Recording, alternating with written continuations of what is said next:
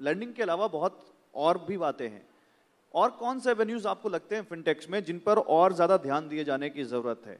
क्योंकि आप किसी यूनिकनेस के साथ आते हैं, यूएसपी कुछ होती है, फिर आप आते हैं, फिर then again old wine in new bottle आप शुरू करते हैं, पुराने प्रोडक्ट्स को आप नए तरीके से लाते हैं और बेचना शुरू करते हैं। वो सारी चीजें तो हम फिनटेक में देख रहे हैं और डे बाई डे देख रहे हैं, लेकिन अभी हम बात कर रहे हैं कि लैंडिंग में सबसे ज्यादा प्रॉब्लम है और शायद लैंडिंग में सबसे ज्यादा ग्रोथ भी है अगर रेवेन्यू साइड पे देखें तो उसके अलावा आपको लगता है कहीं एक और कोई यूएसपी क्रिएट की जा सकती है जिस पर अभी हम ध्यान नहीं दे रहे? देखिए, मुझे ऐसा लगता है कि यहाँ पर जो हम एग्जाम्पल्स दे रहे हैं वो एक जो बोलते हैं कि जो जीता वही सिकंदर, राइट?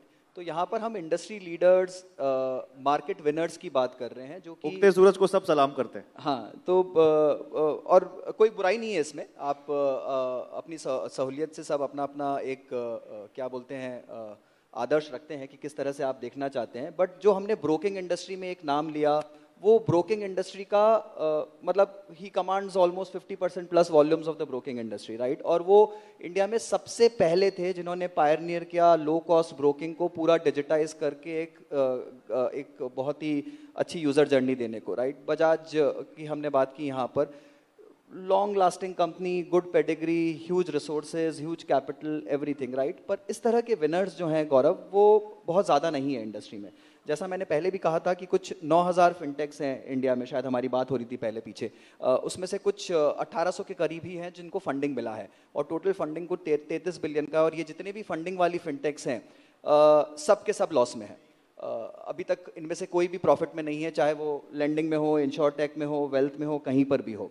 लेंडिंग में फिर भी पैसा बनाना आसान होता है बिकॉज आपके पास में एक नेट इंटरेस्ट मार्जिन होता है। आपने 10 पे लिया, 14 पे दे दिया, आपने 4% बना लिया, उसमें से आपने अपने खर्चे निकाल लिए। बट जो दूसरी इंडस्ट्रीज़ हैं, स्पेशली वेल्थ इंडस्ट्री, वहाँ पर जिस तरह के सेबी के रेगुलेशंस हैं, क्योंकि मैं उस इंडस्ट्री से आता हूँ, बहुत ही थिन मार्जिन पे काम करती है, बहुत ही वेफर थिन मार्जिन पे काम करती है। और वहाँ पर अमूमन गेम वॉल्यूम का हो चुका है अब, राइट? इसीलिए जीरोधा शायद वो गेम जीत चुका है क्योंकि वो ब्रोकिंग में है। बट अगर आप म्यूचुअल फंड और पर्सनल फाइनेंस की तरफ आएंगे तो वहाँ पर मार्जिन्स बहुत कम है। इंश्योरेंस, वहाँ पर रेगुलेटर हालांकि अभी तक इतना नहीं हो पाया है सजग इन टर्म्स ऑफ रेवेन्यूज और कमीशंस, तो वहाँ पर बहुत ज़्यादा प्रॉफिटेबिलिटी का स्कोप है और काफ़ी ज़्यादा इनोवेशन का स्कोप भी है वहाँ पर। हालांकि वहाँ पर अच्छे प्रोडक्ट्स की ज़रूरत है।